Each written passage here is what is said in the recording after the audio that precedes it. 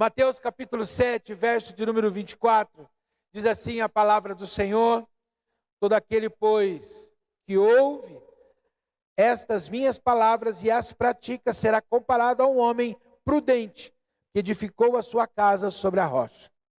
E caiu a chuva, transbordaram os rios, sopraram os ventos e deram com ímpeto contra aquela casa, que não caiu, porque fora edificada sobre a rocha. Verso 26, e todo aquele que ouve essas minhas palavras e não as pratica, será comparado a um homem insensato, que edificou a sua casa sobre a areia, e caiu a chuva, transbordaram os rios, sopraram os ventos e deram com ímpeto contra aquela casa, e ela desabou, sendo grande a sua ruína. Amém? Feche seus olhos e abra o seu coração agora. Em nome de Jesus, nós nos colocamos na tua presença, rogando-te, ó Pai, em nome de Jesus. Essa palavra lida, pura e verdadeira, que é a palavra de Deus, a Bíblia Sagrada, seja uma semente a transformar nossas naturezas, nossas entranhas, a produzir frutos 100 por 1 na nossa vida, para a glória do teu nome. Amém e amém. Você pode se assentar. Eu quero agradecer você que nos visita. Seja muito bem-vindo em nome de Jesus. Fique à vontade. Você está na casa do Senhor, na casa do Pai. Amém? Irmãos, esse texto que eu li, ele é o final do Sermão do Monte. O Sermão do Monte compreende o capítulo de 5, 6 e 7 de Mateus. E esse Sermão do Monte, ele é aquilo que nós podemos dizer de uma sintetização da doutrina do reino de Deus, de ensinamentos e de coisas que nós podemos aprender e com ele desenvolver conhecimento, aprendizado na nossa vida, a ponto de virar chaves espirituais a nosso favor nas mais diferentes áreas. Então vamos lá. Esse texto, esse Sermão do Monte, ele começa falando sobre o que nós podemos chamar de segredo da felicidade, porque ele começa com as bem-aventuranças. No original, bem-aventurança significa feliz o homem, né? Ele passa como o perfil que devemos ter, a conduta que nós devemos tomar diante de várias situações. Depois ele fala também sobre o dever e como orar, como nos ensina a falar com Deus. Qual o tipo de oração eficiente? Não é uma reza, que é uma repetição, mas é como nos relacionarmos com o Senhor. Ele trabalha também com o valor de princípios espirituais, ou seja, escolhas que nós devemos fazer, coisas que não se podem negociar, coisas que nós temos que trabalhar, coisas que nós temos que tratar a cada dia. E até o finalmente, que fala da nossa fé e da nossa conduta cristã. E o objetivo da nossa meditação nessa noite é algo muito importante, mas antes a gente precisa considerar o quê? Esse texto, ele tem um ensino prático, lógico, num primeiro momento, que fala sobre as pessoas que põem a sua vida depositada sobre a rocha, que é Cristo, e sobre as pessoas que depositam a sua vida na sua autoconfiança, que é um solo de areia. Ou seja, aquele que não confia em Deus, não tem o mesmo tipo de resultado e de sucesso daquele que confia no Senhor. Porém, cabe aqui também algo importante a gente considerar e que cabe perfeitamente para a meditação dessa noite. Nós falamos aqui de dois homens. Nós não falamos aqui de um rei, nem de um servo. Nós não falamos aqui de algo, de pessoas que sejam diferentes. Nós falamos aqui de duas casas. Nós não falamos de um palácio, nem de um casebre. Nós não falamos de uma tenda ou de uma casa, mas falamos de duas construções que cabe dentro do aspecto que a gente olha iguais. Casa, quarto, sala, cozinha, garagem, portão,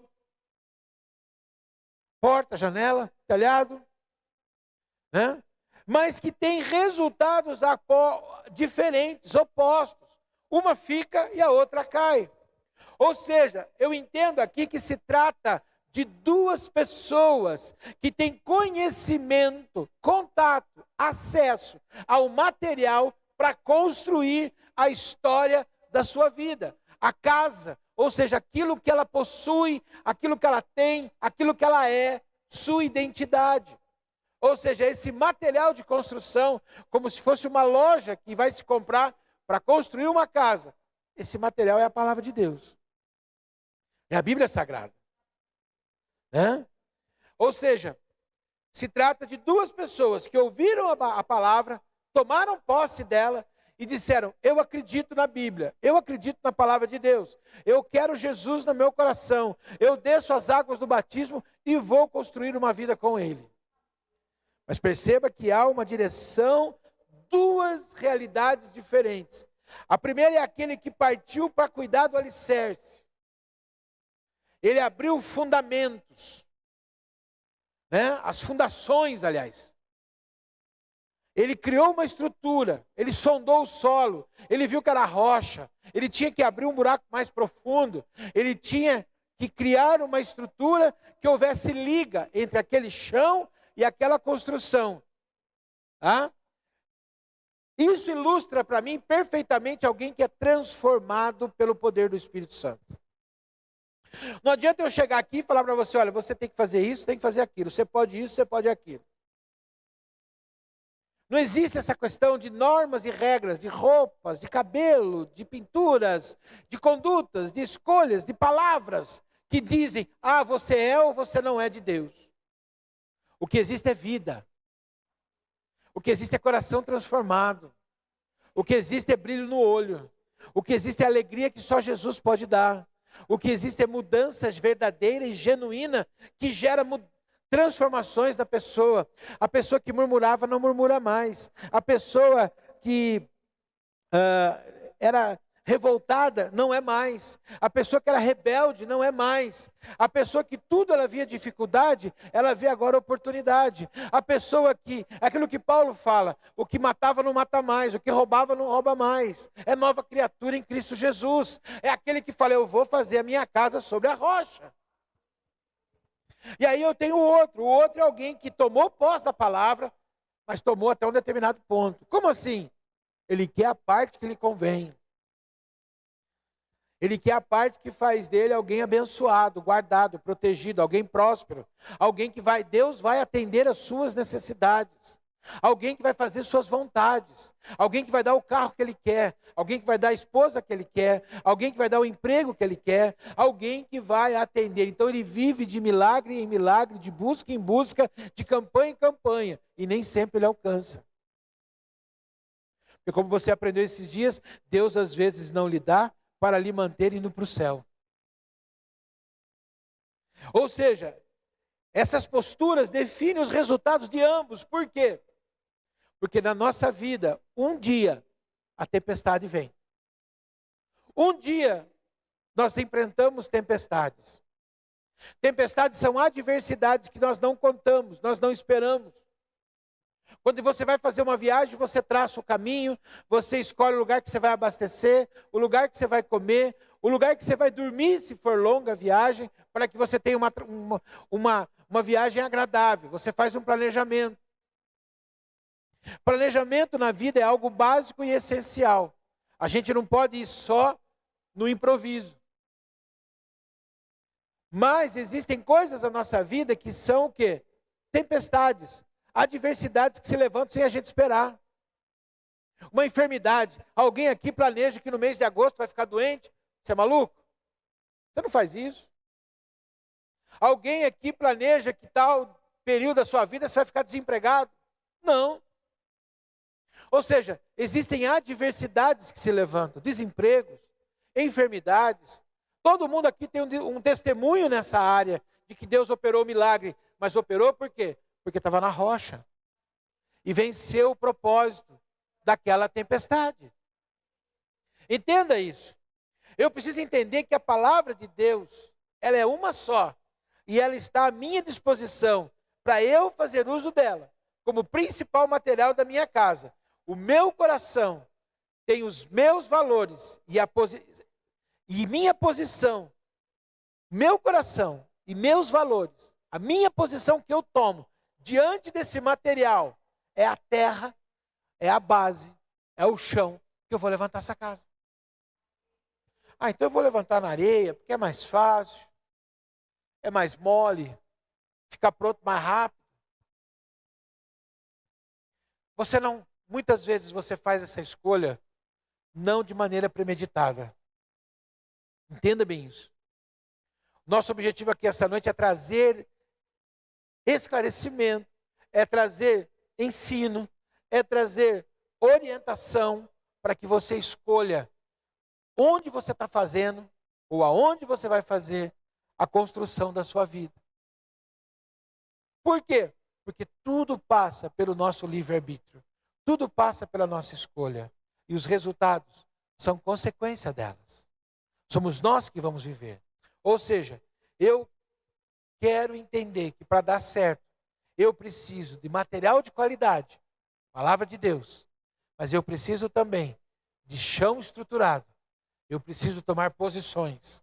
Eu preciso tomar medidas na minha vida que vão fazer com que essa construção seja exatamente o sonho de Deus para com a minha vida e com a minha família. Você está entendendo? Olha para a pessoa que está ao teu lado e diga assim, ó, Deus não quer que a casa caia. Deus quer que você tenha estrutura. Amém? Irmãos, então nessa noite eu quero falar sobre algo que Deus começou no meu coração na quarta-feira. Como desdobramento da palavra que a pastora entregou na quarta. Eu quero falar sobre fé preventiva. Fé preventiva. Existe uma diferença que é crucial na sua vida. E que se você entender isso e tomar uma posição, vai haver uma grande mudança na sua história. E você vai conseguir atingir os seus alvos que Deus tem para a tua vida. Que diferença, pastor? A diferença entre correção e prevenção. Muita coisa na nossa vida, a gente trabalha com correção. Correção. Por quê? Vamos entender isso. Correção é corrigir aquilo que está errado. O que acontece e a gente não esperava ou desejava, mas que fomos vítimas por consequência de nossas escolhas. Você vai numa loja e troca os pneus do seu carro. O fabricante diz o seguinte, se você andar com um pneu calibrado, se você fazer rodízio, se você tomar os devidos cuidados para com esse pneu vai durar 40, 50 mil quilômetros. Não vai durar mais porque a gente não compra o mais caro. Não é assim? A gente já compra mais barato. Você compra o importado. Afinal de contas, pneu é um negócio preto, redondo, com buraco no meio. E a gente põe no carro. Só que o que acontece? Você mantém o pneu calibrado. Cada 15 dias você passa no posto. Você abastece o carro e você calibra os pneus. Dá o tempo, você vai lá e faz o rodízio. Qual é o resultado? 40 mil quilômetros, ele começa a dar sinal que precisa ser substituído. E aí, com 45, 50 mil, você vai lá e troca o pneu. Você bota o pneu e sai rodando. E sai rodando. 25 mil quilômetros. O pneu começa a gastar torto. Você não preocupou em calibrar no período certo. Você não preocupou em fazer a prevenção. Qual é o resultado? O pneu não vai durar 30 mil quilômetros. O pneu vai durar 25 mil. De quem é a culpa? Fabricante sem vergonha que me fez uma porcaria. Não adianta você falar do fabricante, irmão. Não tem jeito. A gente fica procurando achar os fabricantes dos problemas da nossa vida. E os fabricantes dos problemas da nossa vida é quem? A gente lembra de quem? De Adão. Foi a mulher que o Senhor me deu. Da Eva. Foi a cobra. A gente fica atrás da serpente. A gente fica atrás e põe a culpa. É Deus, é o governo, é não sei quem, é não sei o quê. Não. Você às vezes faz gambiarra na sua história. Quebrou um negocinho no seu carro. Você vai lá e pega um arame. Quem aqui acha que a palavra provisória do diabo? Levante sua mão. Só eu? É do Satanás isso, irmão. Você vai lá, pega o araminho, amarra. E fala, é provisório. Aquele negocinho que quebrou custa R$ 150 para consertar. Mas parou. 2 anos depois, você vai vender o carro. O cara olha o araminho e fala, mas eu vou tirar R$ 1.000 desse carro por causa desse araminho. A culpa é do cara que está tirando os R$ 1.000? Ou foi do seu provisório que não cometeu, que fez uma correção ali errada? Existe a prevenção. O que é prevenção? Vem de prever, ver antecipado. Ou seja, antecipar seus problemas. Fazer escolha certa, a fim de que se tenha qualidade de vida e longevidade de forma boa e agradável. Tem que fazer. Nós, quando fazemos a prevenção, qual é a diferença que acontece com o carro? Estou dando preferência para o carro para dar um exemplo para a tua vida. Tem que trocar o óleo. A cada quantos mil? 10 mil. 10 mil. Mas às vezes cada 6 mil baixa um pouco. Você vai ter um óleo na tua casa para completar. O que o manual fala? Que é o óleo mineral. É um óleo, aliás, é um óleo sintético. Ele é R$ 20 mais caro. Foi mais barato. Aí você tem que trocar o quê? O filtro. A cada troca de óleo, troca-se o filtro do combustível, o filtro do óleo. E a cada 2 trocas de óleo, troca-se o filtro do ar-condicionado. Mas não precisa dessas coisas. Eu não sei você. Mas eu já vendi carro com 230 mil quilômetros que estava em ordem. E com a suspensão original. Porque estava em ordem. É prevenção. É prevenção, irmão. O fato é que a gente tem uma tendência a optar pela correção. A correção é o resultado do mais barato, do mais prático, do mais fácil, do mais urgente. Tudo que entra nessa casa que eu falei agora, acaba sendo base de areia. Acaba sendo a base que dá problema. Então, entenda uma coisa. Não importa a sua idade, não importa a sua história, não importa o momento da sua vida. Você tem que sair daqui hoje, dizendo, a partir de hoje, eu serei um cristão que vai fazer uso de uma fé preventiva. Eu vou evitar os problemas amanhã. Amém? É o que Deus espera que eu e você passamos. A nossa vida espiritual, quando aplicamos uma fé preventiva, ela dá resultados tremendos lá na frente. Você vai ver o que eu estou falando. Por quê?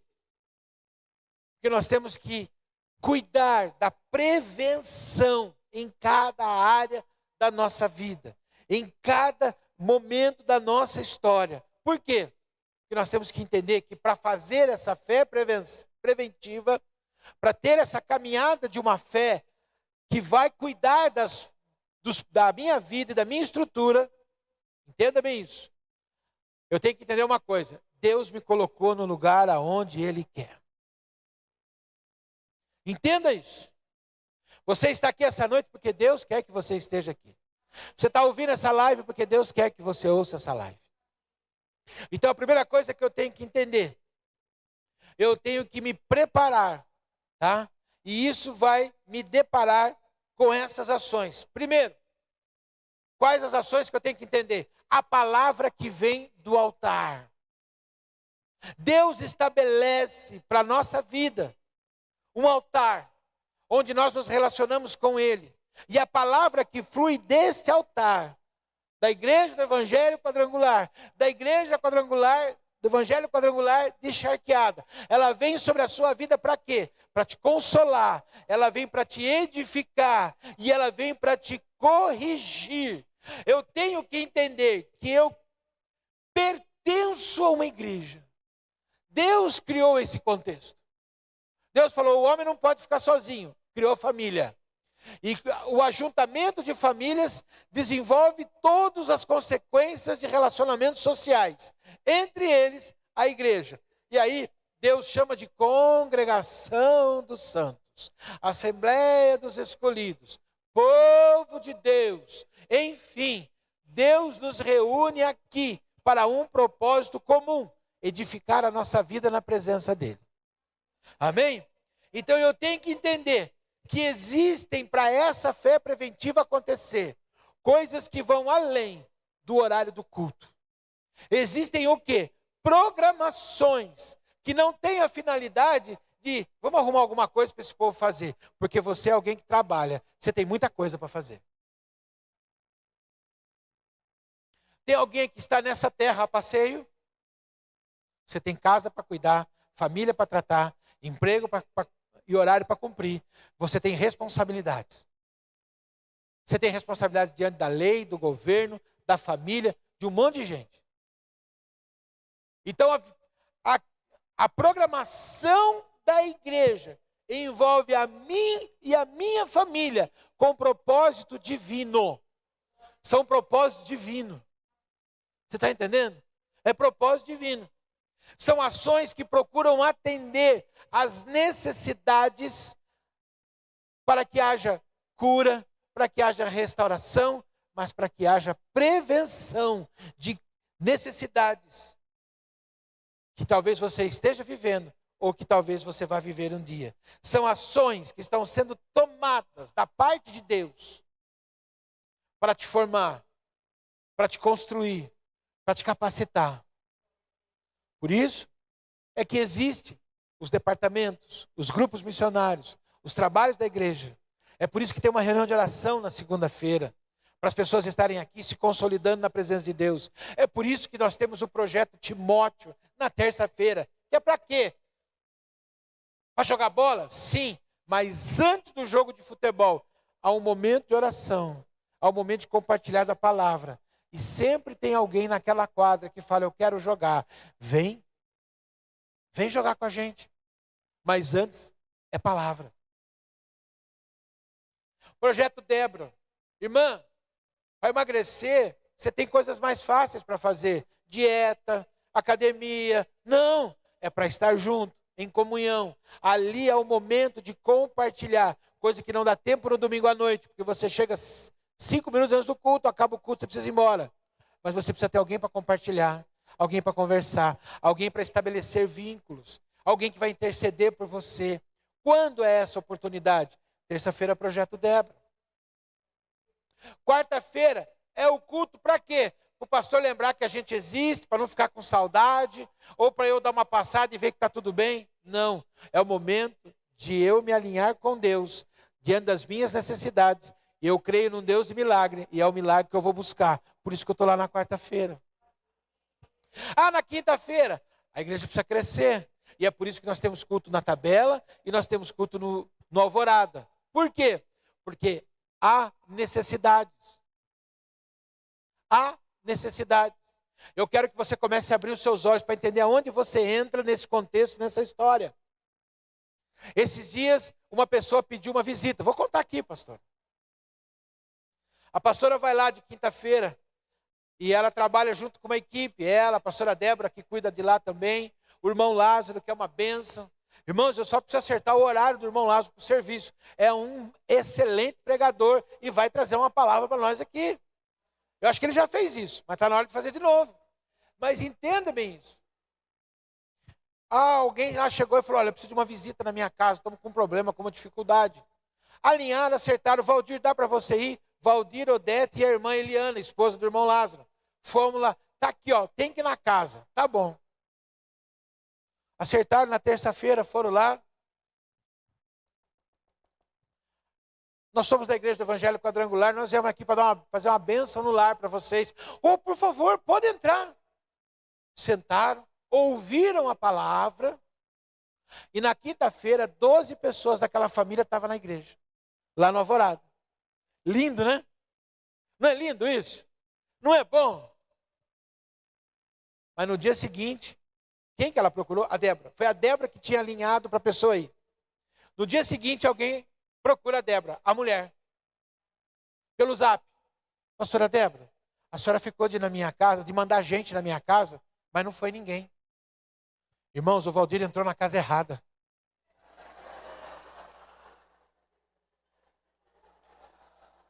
Vai vendo. E pregou a palavra para quem não estava esperando. E a pessoa pior, a pessoa deixou entrar. Pior não, melhor. Olha o nível da sede. Olha o nível da fome. Nós estamos vivendo já os últimos tempos que diz o contexto de Amós. Caminharão de um lado ao outro e terão fome e sede, mas não de comida e nem de bebida, mas da palavra de Deus. Está assim de gente aí fora querendo se converter. Com fome daquilo que você fala. Tem dia, irmãos, que você age feito criança. Não gosto. Isso eu não quero. Tem dia que você fala, hoje eu não vou. Tem dia que você fala, hoje eu não vou.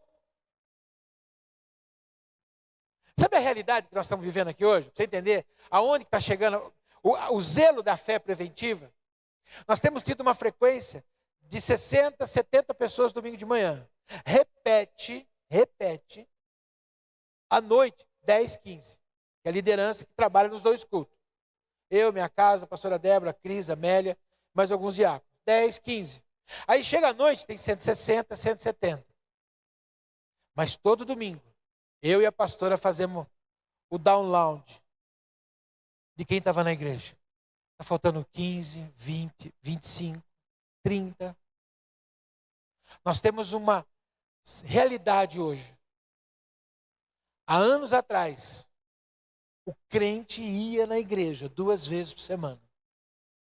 E hoje, toda semana, 10 a 15% da igreja não passa pela igreja. Entenda a preocupação e o zelo desse que vos fala como pastor. O que eu preciso entender, então, que o fato de eu... E isso é importante para a gente seguir daqui para frente. Primeira coisa que você tem que entender. Olha a pessoa que está ao teu lado e fala para ela. Olhando na cara dela. Mas olha mesmo. E fala, sabe de uma coisa? Não sou melhor que ninguém, não. Você achou que você ia falar para ele, né? É, irmão. Bota uma coisa na tua cabecinha, lindo. Raio não cai só na casa do vizinho. Cai na sua também. Por isso que Jesus falou que a tempestade vem tanto para quem está na areia como para quem está na rocha. Vem dos dois lados. Outra coisa importante que você tem que entender e assumir. Eu costumo dizer o seguinte, quando a gente assume aonde a gente está, a gente já está metade na frente de quem ainda não percebeu. Já está metade do caminho na frente de quem não percebeu. Entenda bem isso. Então, bota uma coisa na sua cabeça. Você não é melhor que ninguém. E segunda coisa, eu quero que você chegue na tua casa hoje, antes de dormir, aproveita que você vai jantar, o estômago está cheio. É o momento sucuri gospel. Não é assim? Você não jantou, o culto começou às 7, você vai chegar na sua casa, você vai comer, vai encher o estômago, depois vai ficar igual sucuri no barranco do rio, esperando digestão para poder nadar de novo. Você comeu tudo que você tinha direito. Então vamos lá. Nesse momento, eu quero que você olhe para a tua história rapidamente, para você não ficar louco e não perder a bênção que Deus está te dando hoje. E conclua rapidamente o seguinte: a grande maioria dos problemas que eu estou vivendo hoje são consequências de escolhas que eu fiz ontem. Ponto. Você escolheu errado. Porque você quis? Não. Porque você achou que estava certo. Não estou aqui para te condenar, não. Você é normal, filho. Você é normal. E todo mundo acha, às vezes, que não. Que foi os outros. Os outros. Tira os outros da sua vida. É você. São escolhas que você fez. É por isso que você está vivendo o que você está vivendo. Mas e agora? Agora você começa por Paulo. Miserável homem que sou. O mal que eu não quero. O bem que eu quero não faço. E o mal que eu não quero eu faço. Ponto. Daqui para frente, você vai para outro ponto. Que é o quê? Maravilhosa graça sobre a nossa vida. Favor imerecido de Deus. Que não considera o tempo da ignorância. E que renova suas misericórdias sobre a minha vida. E que me dá uma oportunidade para passar a régua e começar tudo de novo. Amém?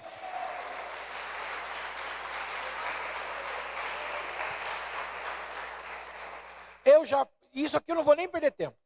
Já foi largamente colocado aqui. mas é a fé preventiva com os filhos. Fé preventiva com os filhos. Provérbios 22:6. Ensina a criança no caminho que deve andar, e ainda quando for velho, não se desviará dele. Eu vou só contar um exemplo aqui, um dar testemunho para você. Eu era membro de igreja, não era o pastor da igreja. Naquela época as igrejas faziam cultos de sábado. Eu ia para o culto do sábado. Acabava o culto, o meu pastor falava, espera um pouquinho. E eu tinha que esperar. Eu não saía. Segue a dica de quem tem chamado para o ministério. Eu não ia embora, enquanto o meu pastor não fosse embora. E eu ficava ali, conversando com um, conversando com o outro, ajudando a acolher pessoas que estavam chegando. Mas aí o que acontecia? Eu falava, o senhor quer alguma coisa? Não, está tudo bem? Está tudo bem. Isso já era 10h30. Vamos jantar. Aí nós íamos na casa do irmão, ou em algum lugar jantar. Eu chegava em Rio Claro, da minha casa, 1h da manhã. Com 2 crianças pequenas. Ia dormir 1h30 da manhã. Elas vinham dormindo no carro e a gente colocava na cama. 1h30 da manhã. 6h30 da manhã eu ia lá, sacudia elas. No verão eu punha elas embaixo do chuveiro e faziam elas. Por quê? Porque 8h30 da manhã começava a escola bíblica na igreja e elas tinham que ir na escola bíblica. Você está entendendo? Por que muita coisa você fala, entenda bem isso, não é a filha do pastor, é alguém que criada no ritmo de fazer as coisas. Eu aprendi uma coisa, quando eu olhei para trás, quando elas já tinham a idade, eu descobri uma coisa, que filho, a gente ensina, a gente cuida até comer e ir no banheiro sozinho. A gente ensina até os 12 anos. Depois dos 12 anos, a gente treina até os 16. E depois dos 16, você bota para jogar. Bota para jogar. Então, presta muita atenção. Por que o teu filho tem um celular? Porque ele trabalha fora. Porque ele fica na escola um período muito longo. Acho que não precisa aqui em Charqueada, mas em todo caso, as minhas filhas foram ter celular quando foram para a faculdade em Piracicaba. Por que o teu filho tem um celular? Por que você tem uma despesa desse nível com ele? De aparelho de smartphone, de conta na internet, de pacote de dados para ele. Ah, mas ele tem que estudar. Ué, senta aí que está aqui o meu celular, pode usar. Outra coisa, seu filho tem senha no celular, porque ele trabalha fora, tem o salário dele, tem o aplicativo do banco. É uma questão de segurança. Então ele vai colocar a senha no celular dele. E aí ele vai fazer o quê? Ele vai dar a senha para você. Ele só não vai ter a senha do celular do seu filho quando ele casar e for morar com a mulher dele. Pastor, irmão. Mas ele não vai aceitar. Onde está escrito na Bíblia que teu filho tem que aceitar? Teu filho não tem que aceitar. Teu filho tem que entender e submeter. Você sabe com quem que ele está andando? Você sabe o que ele está vendo?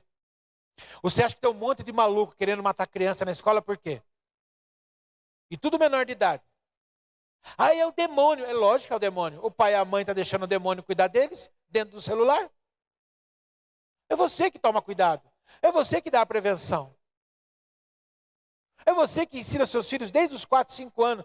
Isso é do diabo. E o que é o diabo? O diabo é um sujeito que vai levar você para o inferno. Um buraco que não tem fundo, que queima e que vai fazer você, o resto da sua vida sofrer. Você quer ir para lá? Não. Então anda na presença de Deus. É assim que você cria filho. Fácil assim. Tem pedagogo aqui, tem diretor de escola, como disseram. E tem a minha avó que dizia, retardado é você, de achar que eles não entendem o que você está falando. Eles entendem. Eles entendem porque hoje a Rebeca com a pastora estava conversando e a pastora falou, Rebeca, quantas calças o Tito usa na escola? Ele respondeu, 1. 1 ano e 5 meses, gente. 1. Não era nem assunto para ele resolver. Mas entenda isso. Ou seja, não E aí o que você tem que fazer? Diariamente, de contínuo. Mas qual que é o problema? Sábado tem ensaio com as crianças. Vem metade. Por quê? Você tem que ir no shopping. Você tem que levar na casa da avó dele. É lógico, você não vai precisar fazer janta. Seu aniversário do compadre, do papagaio e do vizinho do seu primo. Bota uma coisa na sua vida, irmão. O resultado que eu colho hoje é simplesmente porque eu entendi uma coisa. Eu não vou ganhar para Jesus os meus parentes na hora da festa do aniversário. Até que chegou um dia que eles esqueciam de convidar a gente. Porque tinha culto na igreja. Ah, pastor, tem um culto no... Aí eu não vou poder trazer meu filho porque tem um aniversário. Irmão, o culto, o ensaio é às 6 horas da tarde até às 7. Ah, mas o aniversário é às 5. Leva às 5 e vem 10 para 5. 10 para 6. E depois você volta lá para comer o brigadeiro. Fala, guarda o brigadeiro que eu já venho. É simples assim. Administra e prioriza. Porque eu cansei de ver criança me abraçar na porta da igreja, mas que hoje na praça vira a cara para mim, de tanta droga. O problema de você ficar 20 anos numa cidade é esse. Criança pede para vir na igreja. Vai falar, hoje não. Hoje eu preciso fazer alguma coisa, tem um negócio para mim fazer. Você tem que fazer o quê? Não é fácil? Não é fácil. É preço, mas é prevenção. É melhor assim. É cuidar daquilo que Deus te deu. É prevenir. É investir. Mas, eu quero aprender um instrumento. Vai lá na banda da Bênia. Bota lá, gente. Minhas filhas passaram por lá. Anos. Aliás, foi o primeiro emprego da Rebeca. Foi ali que a Rebeca aprendeu a ser dizimista. Ela faxinava a banda, com isso ela não pagava a banda e dizimava e aprendia música. Nossa, pastor, o senhor precisava? Eu não, mas ela precisava ter trabalho. Comece a ensinar. Tem que trabalhar. Paulo fala, aquele que não trabalha não coma. Quando, pastor? É simples. Ajuda eu. Pega a manteiga aqui e traz para mim na geladeira. E vem. Abra a porta, põe ali. Ele põe ali. E aí ele fecha a porta. Começa fio. Atrasado. O cara tem 20... Ontem contaram um negócio para mim que eu fiquei boca aberto. O irmão que é de São Paulo, que frequenta a nossa igreja, estava contando que ele abriu uma vaga de estagiário na empresa dele. O cara chegou e falou, olha, eu posso trabalhar de segunda-feira no período da tarde, terça-feira no período da manhã, quinta-feira no período da tarde, das 2 às 4 só, e na sexta-feira até meio-dia. Eu falei, por quê? É que eu tenho que ajudar a cuidar do meu irmão. O cara tem 24 anos e quer ser advogado. Irmãos, a gente tem que ter muito amor, porque qual é o versículo que vem na tua cabeça? Na hora eu vejo a mulher de Jó olhando para o Jó e falando assim, amaldiçoa seu Deus e morre, filho. 24 anos, o cara quer colocar horário para trabalhar. O cara não aprendeu o serviço, já quer começar de home office. Meu Deus. Nós temos que ter uma fé preventiva na nossa juventude. Moçadinha que está aí, ó. Lembra-te do teu Criador nos dias da tua mocidade, antes que venham os maus dias e cheguem os anos dos quais dirá, não tenho neles prazer. Olha o problema. A gente não considera a adolescência nem a juventude. A gente olha e fala, nossa, fulano é velho, está com 43 anos, né? Todo mundo já falou isso um dia. Menos você tem com 55 hoje. Entenda bem isso. Tudo é o já, o agora. E aí você administra aquilo que te dá prazer. Que não te dá preocupação. E não estabelece prioridades. O tempo passa. E é isso que eu quero chamar a tua atenção. Você que está aqui e não está valorizando esse momento. Presta atenção, você que tem os seus filhos naquela fase da adolescência. 12, 13, 14 anos. Você tem que investir na vida do seu filho. Isso passa pelo momento de transição dele. Quando ele sai da classinha, ele vem para o culto, ele tem que estar envolvido com os jovens da igreja. Por quê? Porque se ele não se envolver com os jovens da igreja, ele vai se envolver com os jovens do mundo. E aí entra aquele primeiro conceito que eu falei para você. O raio pode cair na sua casa sim. Porque enquanto a gente bota no banco de trás e fala vamos, e eles falam vamos, tudo bem. Até que chega um dia que você fala vamos, não posso, eu tenho um compromisso. Engana-se você. A hora que ele tiver com seus 15, 16 anos, botar o boné na cabeça, pegar o celular e falar, eu estou saindo. Você vai falar, onde você vai? Ele vai responder para você, não te interessa. E aí você vai fazer o quê? Só tem uma coisa para você fazer. Dobrar o joelho na cama dele e reivindicar a vida dele para Jesus. Por quê? Porque no sábado você trocou outra coisa, a não ser incentivá-lo a estar no GF, na Geração Forte, no grupo de jovens. O dia que ela botar uma camiseta mais decotadinha, mais soltinha, e montar na garupa do motoqueiro, não adianta você falar, vem cá minha filha, ela não vai não. Porque nem moto você tem para ela poder andar. O que dirá a companhia que ele vai dar para ela. Isso não vai acontecer comigo, não seja orgulhoso. Não seja orgulhoso. Porque o orgulho gera cegueira. Não seja orgulhoso. Isso comigo não acontece. Por quê? Você é Deus. Nossa, alguém foi promovido e a trindade virou quadridade. Não é quadrangular, não é quadridade. Não existe um quarto membro na trindade. Eu sou crente. Eu sou crente, meu pai era crente, meus filhos são crentes. Desde quando Deus tem neto? Deus tem filho. Deus tem filho. E é algo que me preocupa. Porque esta igreja é a única igreja desta cidade que tem uma programação voltada para os jovens no sábado. As outras já desistiram.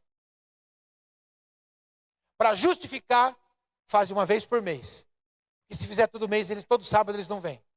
Mas existe um grupo de pessoas que estão pagando um preço para dizer, nós vamos investir nos mais jovens.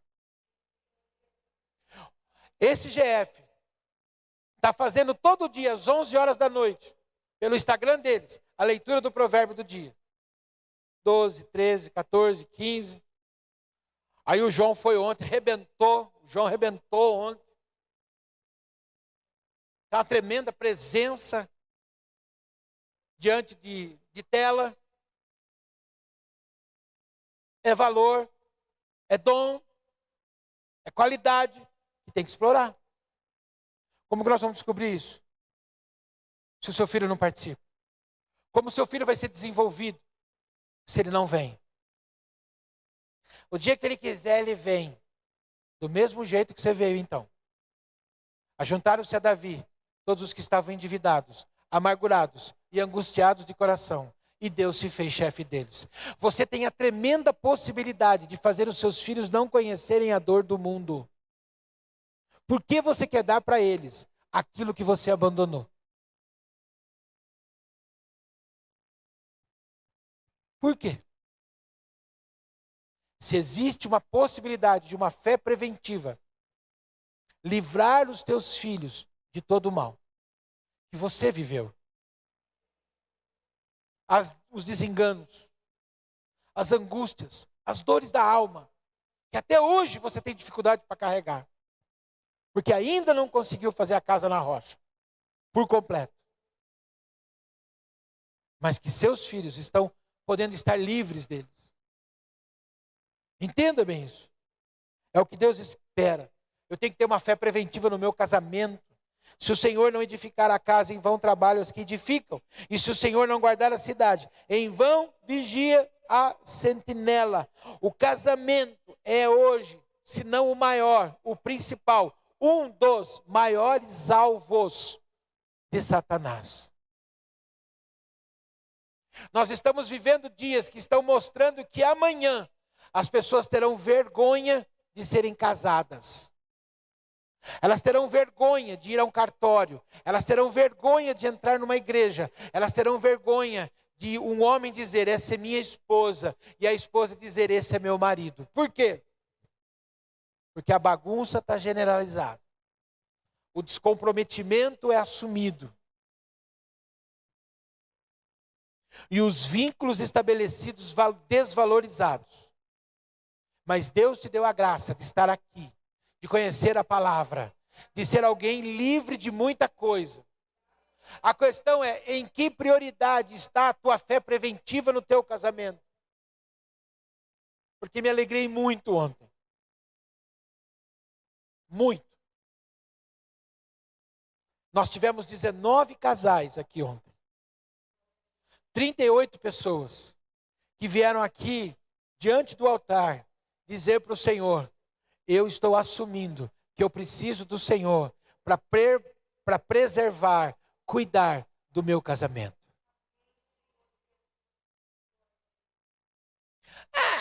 Fazer o que lá?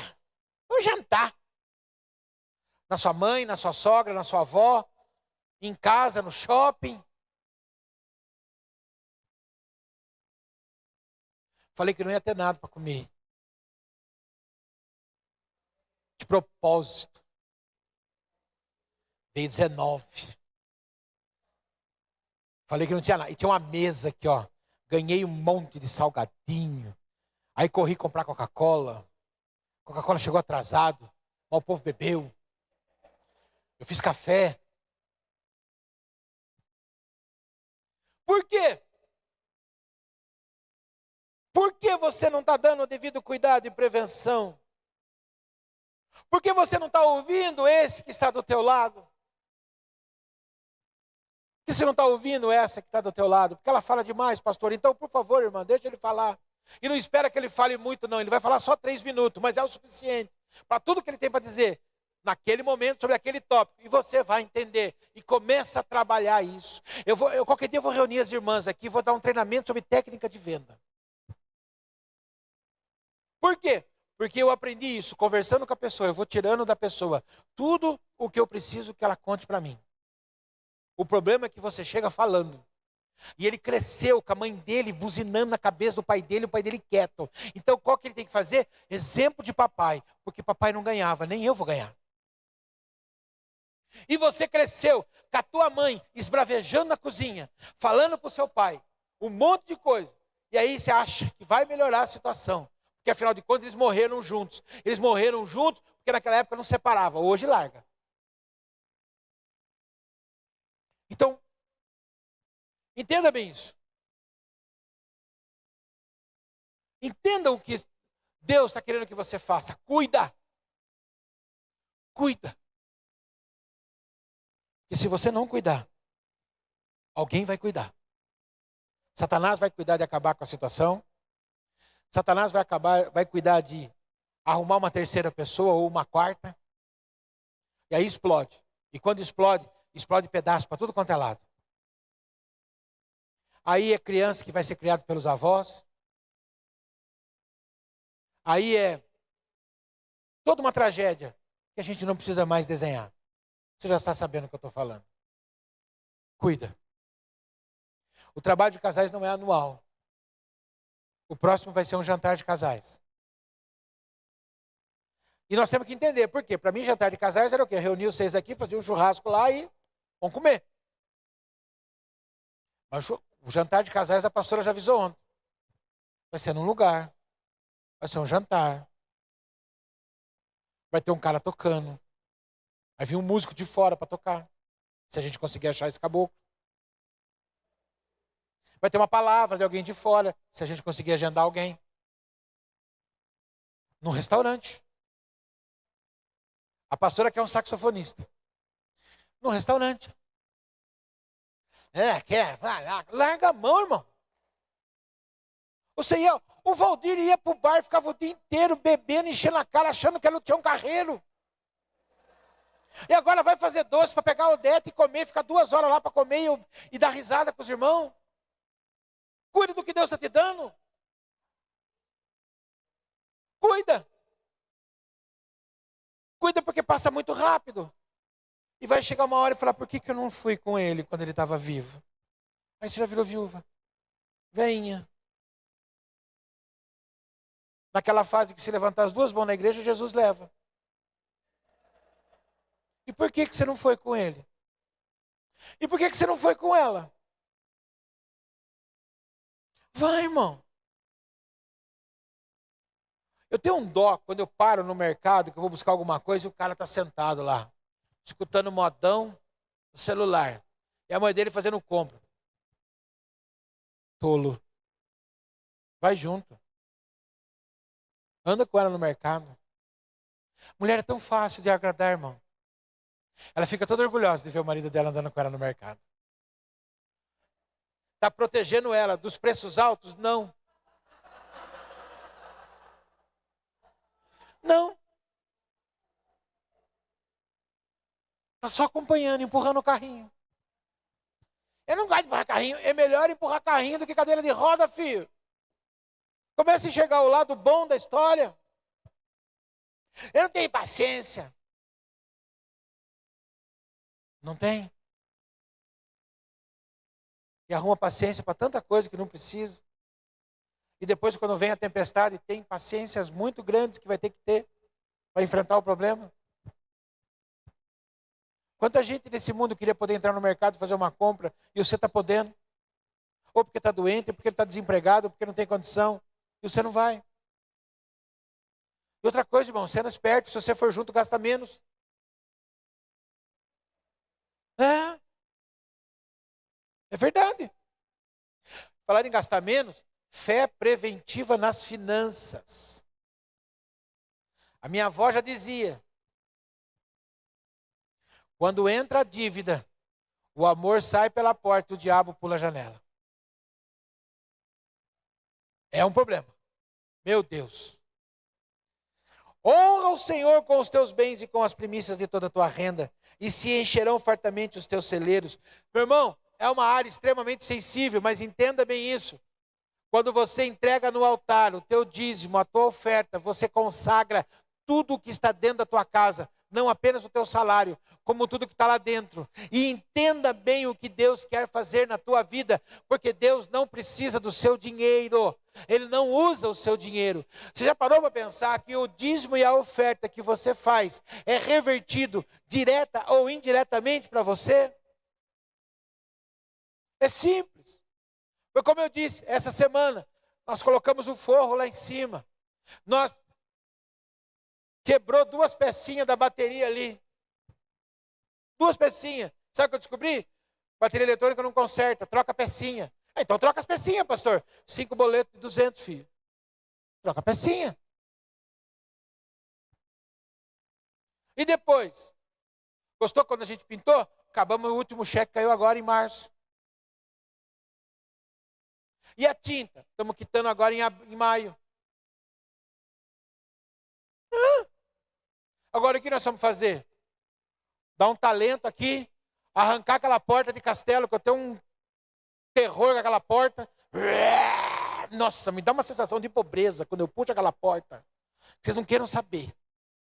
Eu não vejo a hora de arrancar aquela porta. Botar uma porta digna de um servo de Deus atravessar, que é você. Amém?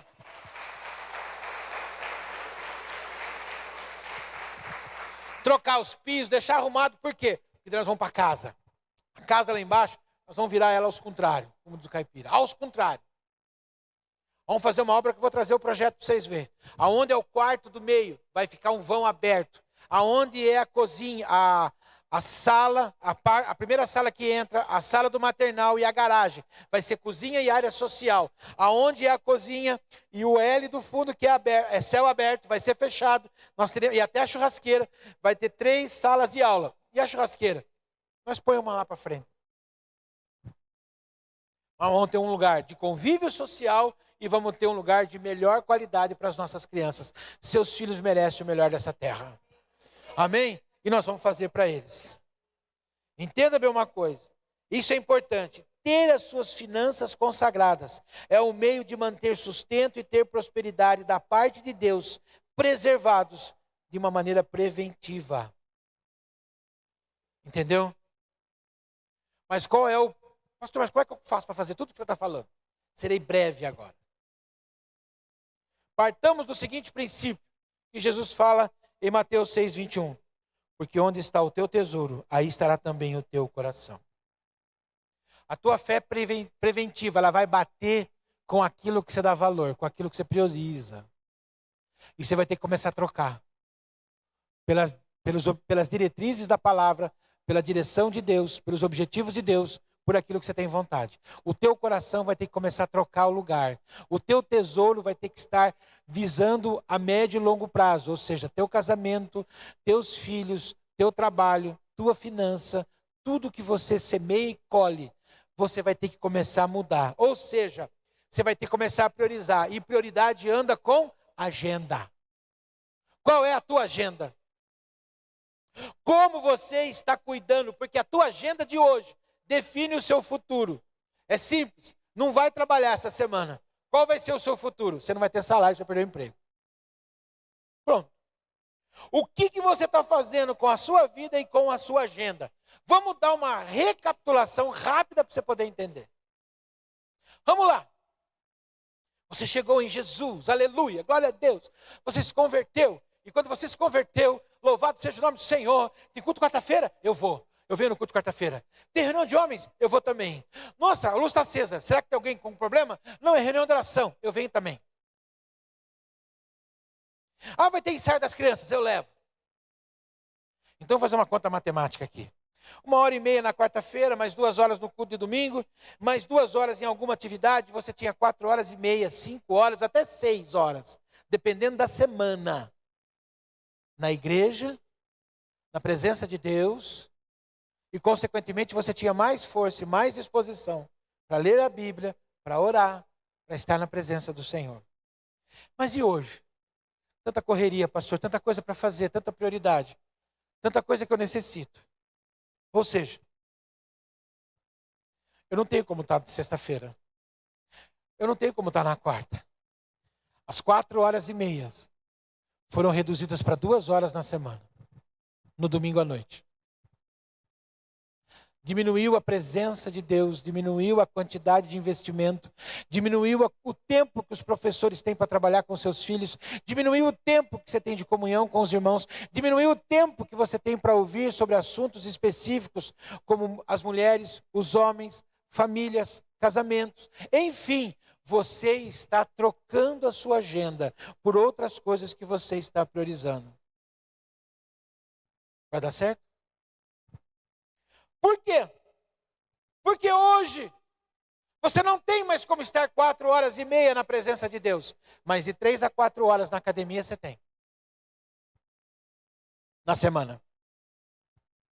2 horas por dia, somadas nas redes sociais, você também tem. Já parou para fazer essa conta? Deus me fez fazer essa conta. Os teus filhos ficam 1 hora aos cuidados dos professores depois do louvor. E o resto da semana, eles estão sujeitos às redes sociais e todas as ações que o mundo está colocando na vida dele. Fora o momento que você ora com ele. Aqueles 10 minutinhos de manhã, 10 minutinhos à noite. Por quê? Porque é muito difícil você vir na quarta-feira. Talvez você trabalhe, more longe. Mas na quarta-feira, se você não chega, sua esposa chega. Se você não vem, alguém vem. Como está a tua agenda? Aonde está o teu tesouro? Aí vai estar o teu coração. Por quê? Porque você colocou os seus filhos nessa sua agenda. Você colocou seu marido nessa sua agenda. Você colocou sua esposa nessa sua agenda. Existe problema, existe tempo de trabalhar por turno? Acontece. Existe o tempo de cursar uma faculdade? Acontece. Mas o coração está ali, ó. O problema é quando eu troco, eu desvalorizo, eu não estou. Eu desqualifico da minha agenda e coloco ela lá em último lugar.